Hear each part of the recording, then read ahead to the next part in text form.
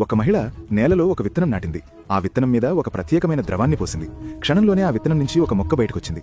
చూస్తుండగానే ఆ మొక్క చాలా పెద్దదిగా పెరిగిపోయింది. ఆ మొక్క తన గాలి శక్తితో అడవిలోకొచ్చేస్తున్న ఇసుకను అడ్డుకోవడం మొదలుపెట్టింది. అది చూసి ఆ మహిళ, ఆమె కొడుకు ఇద్దరూ చాలా ఆనందపడ్డారు. నిజానికి ఆ మహిళకు ఒక పెద్ద కోరిక ఉంది. ఈ మొత్తం ఎడారిని ఒక అందమైన అడవిగా మార్చాలి అనేది ఆమె ఆశ.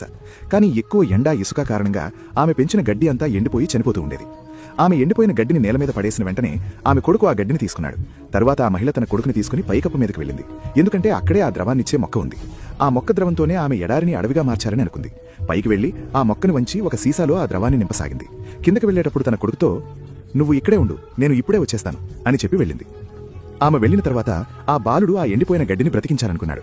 అందుకే ఆ మొక్క నుంచి కొంచెం ద్రవాన్ని తీసుకుని ఆ గడ్డి మీద పోశాడు. వెంటనే ఆ గడ్డి బతికిపోయింది. అది చూసి బాలుడు చాలా ఆనందించాడు. కానీ ఆ గడ్డి బతికిన వెంటనే ఆ ద్రవమిచ్చే మొక్కను తినడానికి ప్రయత్నిస్తుందని బాలుడు ఊహించలేదు. ఆ గడ్డి మొక్కను తినబోతున్న క్షణంలోనే ఆ భవనం మొత్తం కంపించింది. అదే సమయంలో బాలుడి తల్లి వచ్చి ఆ మొక్కను గడ్డి నోట్లోంచి కాపాడింది. తన కొడుకును కూడా రక్షించింది. తరువాత ఆ మహిళ ఒక చెట్టుకు సంకేతం చేసింది. ఆ చెట్టు కొమ్మ ముందుకు వచ్చి తల్లి బిడ్డలను ఆ ఇంటి నుంచి బయటకు తీసుకొచ్చింది. బయటకు వచ్చిన తర్వాత ఒక్క గడ్డి వల్ల మొత్తం అడవే నాశనమవుతోందేమో అని బాలుడి కనిపించింది. కోపంతో ఆ గడ్డిని ఇసుకలోకి విసిరేశాడు. కానీ బాలుడు ఊహించినదేమిటంటే ఆ గడ్డి ఇసుకలోంచి లేచి ఒక్కొక్కటిగా అన్ని చెట్లు మొక్కలను తినడం మొదలుపెట్టింది.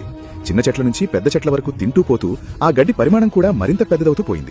ఇంకోవైపు ఆ మహిళ మాత్రం ద్రవమిచ్చే మొక్కను కాపాడేందుకు ప్రయత్నిస్తూనే ఉంది. బాలుడు ఆ గడ్డిని ఆపాలని ప్రయత్నించాడు.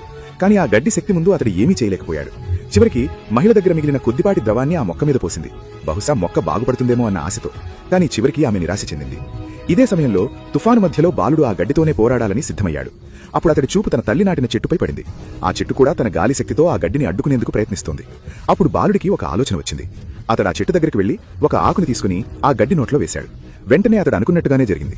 ఆ గడ్డికి నోట్లో మండింది. క్షణాల్లోనే ఆ దుష్టగడ్డి ఒక అమాయకమైన అందమైన గడ్డిగా మారి బాలుడి చేతిలోకి వచ్చింది. అప్పుడే ఆ బాలుడు ఆ గడ్డిని తీసుకుని ఇంట్లోకి వెళ్లాడు. అక్కడ అతడి తల్లి అపస్మారిక స్థితిలో పడిపోయి ఉంది. ఆమె స్పృహలోకి వచ్చిన వెంటనే తన చేతిలో ఉన్న ఆ ద్రవమిచ్చే మొక్కను పైకెత్తింది. క్షణంలోనే ఆ మొక్క ధూళిగా మారి నేల మీద పడిపోయింది. ఆ మొక్క పూర్తిగా నశించిపోయింది.